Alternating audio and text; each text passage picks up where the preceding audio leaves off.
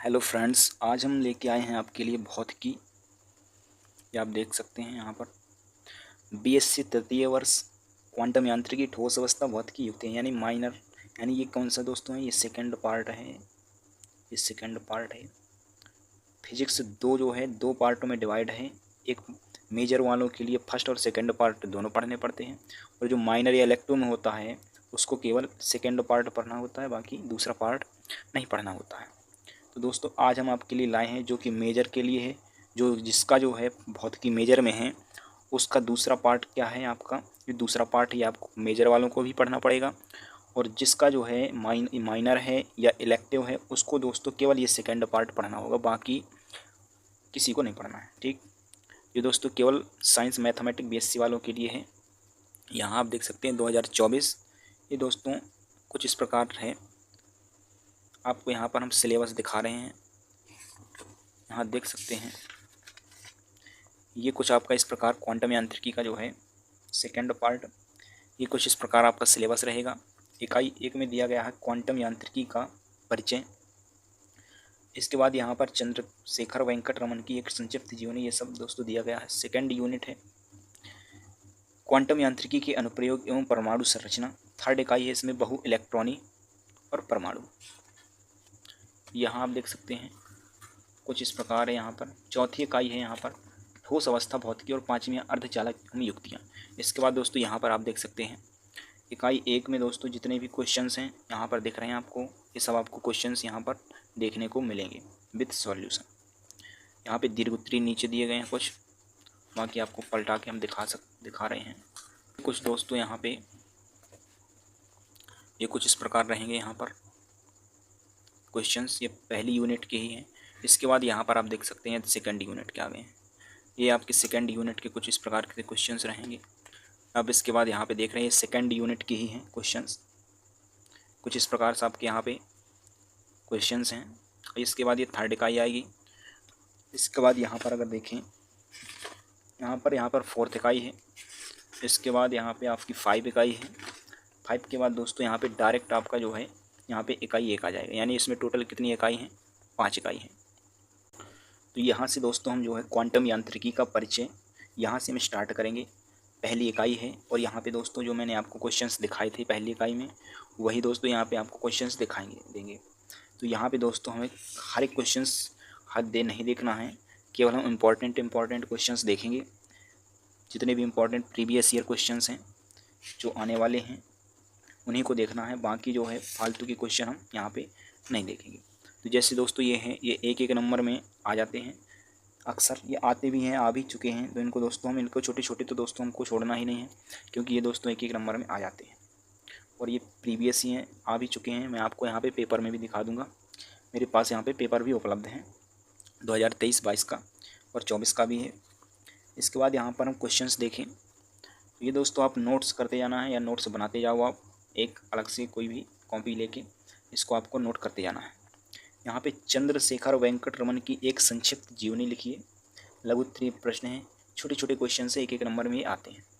इसके बाद यहाँ पर देखो आंसर देखें, तो यहाँ पर विज्ञान के क्षेत्र में भारत की पताका विश्व भर में फहराने वाले महान वैज्ञानिक जो चंद्रशेखर वेंकट रमन हैं का जन्म कब हुआ था? तो 7 नवंबर 1888 को दक्षिण भारत के तमिलनाडु राज्य के तिरुचिरापल्ली जिले के तिरुवनैक्कवल नामक एक गांव में साधारण ज्ञान विज्ञान से समृद्ध ब्राह्मण परिवार में हुआ था।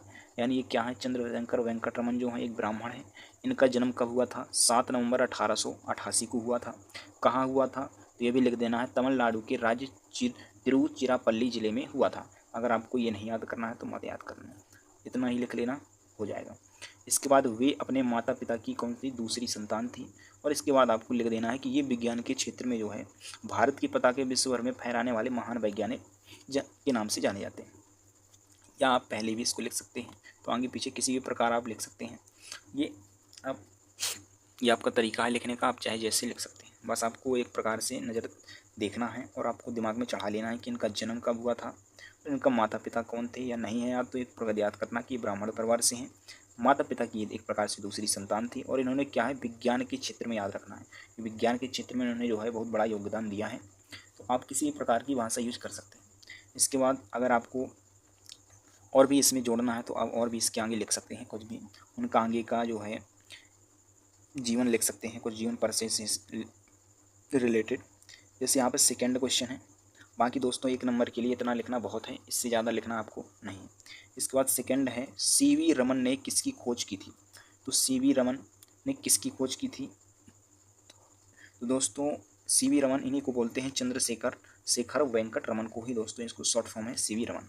यानी इन्होंने किसकी खोज की थी विज्ञान के क्षेत्र में? तो दोस्तों सीवी रमन ने अपने एक स्टूडेंट के एस कृष्णन के साथ मिलकर 28 फरवरी 1928, ये दोस्तों आपको रिमार्क कर लो, 28 फरवरी 1928 को रमन प्रभाव की खोज की थी।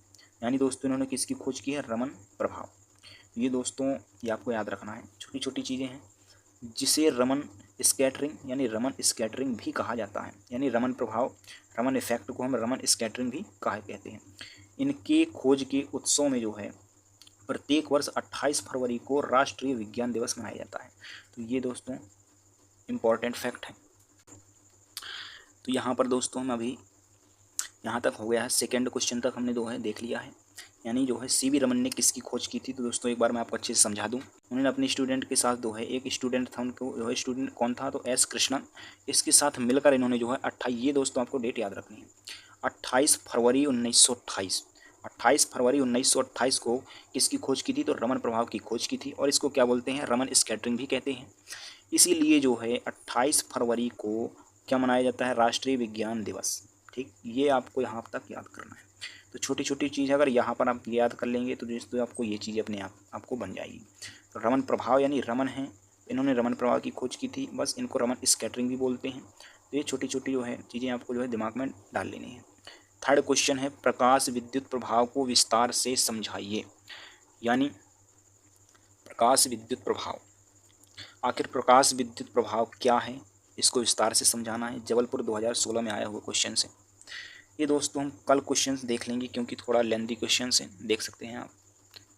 तो ये थोड़ी इसको टाइम लगेगा, तो आप केवल इतना जो है आप नोट कर सकते हैं सेकंड क्वेश्चन तक। बाकी आपको मेरे ख्याल से तो आपको ये याद भी हो गया होगा यहीं पे। जैसे जैसे दोस्तों मैं लिखवाता जाऊँ, समझाता जाऊँ, आप उसको नोट करते जाइए। और जो है ये दोस्तों अक्सर परीक्षाओं में पूछे जाने वाले क्वेश्चंस हैं और पूछे जाते हैं। दोस्तों मैं आपको केवल वही क्वेश्चंस कराऊंगा जो एग्ज़ाम में पूछे जाते हैं और आए हुए हैं। बाकी दोस्तों जो फालतू के क्वेश्चन हैं उनको हमें बिल्कुल भी नहीं देखना है, क्योंकि दोस्तों आपका यहाँ पे सिलेबस भी बड़ा है और जो है थोड़ा पढ़ने का तरीका भी अपन को अलग रहना है, ताकि दोस्तों कम समय में अच्छे से पढ़ाई कर सकें और जो है अच्छे नंबर भी ला सकें। तो यहाँ पर दोस्तों आगे हम जो है अगली जो है क्लास कल करेंगे, पर फिर मिलते हैं अगली वीडियो में। तब तक के लिए बाय बाय एंड जय हिंद।